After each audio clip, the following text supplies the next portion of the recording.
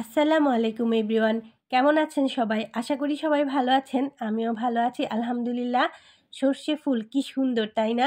সর্ষে ফুলের পাকোড়ার recipe share করব আপনাদের সাথে। আশা করি আমার আজকের ভিডিওটা ভালো লাগবে। ভালো লাগলে আপনারাও একটু শেয়ার করে দিবেন। অবশ্যই লাইক কমেন্ট করে আমার পাশে থাকবেন। তো আমার ছোট মেয়েটা সর্ষে ফুলের পাকোড়া খুব পছন্দ করে, তো ওর জন্যই করা। তো এখানে আমি একটা আলু কুচি করে দিয়েছি, আর হচ্ছে ফুলগুলো ধুয়ে কুচি করে নিয়েছি। কুচি করে কাটলে মাখাতে খুব সুবিধা হয়। তো এখানে হচ্ছে চালের গুঁড়ো, ময়দা, পেঁয়াজ কুচি, কাঁচামরিচ কুচি, হলুদ, মরিচ, ধনিয়া, স্বাদমতো লবণ, আর পাকোড়া একটু ঝাল হলেই ভালো হয়। সব কিছু দিয়ে আমি ভালো করে একদম সুন্দর করে মেখে নিব। আলু কুচিটা না দিলেও হবে, দিলেও হবে, আমি দিয়েছি। আর হচ্ছে একটু লবণ, আর হচ্ছে একটা ডিম দিয়ে দিলাম। এখন আমি মাখানোটা সুন্দর করে একদম মেখে নিব। আর এটা মাখানোটা মানে ইম্পর্টেন্ট, মানে ভালো করে মানে মেখে নিতে হবে, একদম মশলা সব কিছু যেন একসাথে মিশে যায়। তো সর্ষে ফুলটা খেলে না মানে একটু তেতো তেতো লাগে। তো আপনি যদি আলু একটা কুচি করে দেন, একদম মিহি কুচি করে দেন, তাহলে কিন্তু আর তেতো ভাবটা লাগবে না, আর বেশ মোচমোচে হবে। তো একটা ডিম দিয়ে দিলাম। ডিমটা কিন্তু অবশ্যই দিবেন, তাহলে ভিতরে নরম আর বাহিরে অনেক ক্রিস্পি হবে। আর বাসায় যদি চালের গুঁড়ি না থাকে তাহলে ময়দা দিয়েও হবে। আর চালের গুঁড়িটা দিলে আপনার পাকোড়া যে কোনো পাকোড়াই মানে খুব খেতে খুবই ভালো মোচমোচে হয়।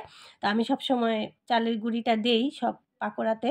তো তেলটা গরম করে চুলার আঁচটা কমিয়ে তারপরে হচ্ছে পাকোড়াগুলো ঠিক এরকম শেপ করে সুন্দর করে দিয়ে দিব। ভাতের সাথেও খেতে পারেন বড়া হিসাবে, অথবা চায়ের সাথেও কিন্তু খাওয়া যায়। তো এখন তো ফুলের সিজন, সবাই মানে সরিষা খেতে যেয়ে ফুলে ক্ষেতের মধ্যে জনে ছবি তুলতেছে, দেখতে যে কি সুন্দর লাগে, তাই না? অনেক ভালো লাগে। তো আমরা কোথায় পাবো আর ঢাকায় এই সরিষা ফুল? তো দেখা যায় যে এই সময় বেশি দিন না, ১ মাসের মতো হয়তো পাওয়া যায় ভ্যানগাড়িতে। তো শাকওয়ালার যে বিক্রি করে ওইখানে দেখা যায় যে ফুলসহ শাক বিক্রি করে। এটা মানে বেশি দিন পাওয়া যায় না। আ তখন মানে লাকিলি যদি পেয়ে যাই তখন মানে নিয়ে আসি। আমার কাছে ফুলটা খুব ভালো লাগে।